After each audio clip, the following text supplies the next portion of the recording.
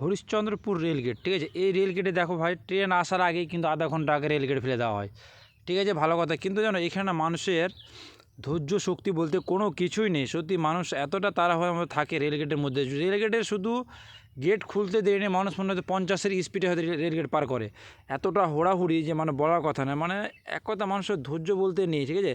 আর আমরা কিন্তু হরিশ্চন্দ্রপুর হাসপাতাল থেকে আসছিলাম আমার ছেলেকে ডাক্তার দেখিয়ে, হ্যাঁ, কারণ আমার ছেলে অসুস্থ। আর দেখো এই যে দাদা বাইক নিয়ে গেল, ঠিক আছে, ও কিন্তু আমাকে চিনে ভিডিওতে, ও আমাকে চিনে বলে আমি তোমার ভিডিও দেখি আমি তোমাকে চিনি। কিন্তু একটা জিনিস দেখো, মানে এই এই রাস্তাটা আমাদের এই মানে পার্শ্ববর্তী এলাকাতে, যে আমরা এই রাস্তা দিয়ে কিন্তু সবাই যাতায়াত করি। এটা রেলের পাশে, কিন্তু এটা এই জায়গাটা কিন্তু রেলের আন্ডারে পড়ে, বুঝলা, এটা রেলমন্ত্রীর জায়গা।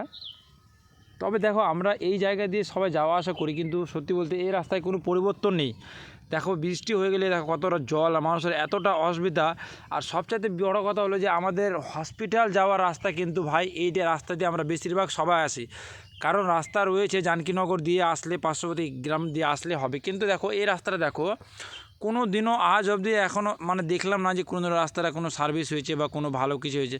মেন কথা দেখো, আমরা যখন কাউকে জিজ্ঞাসা করি এই রাস্তাটা কেন ভালো হয় না, তো মানুষ বলে যে এই সাইডে নাকি বলে রেল ডিপার্টমেন্টের কোনো স্টাফ কাজ করে না বলে নাকি তাদের প্রয়োজন পড়ে না, তাই তারা সার্ভিস করে না।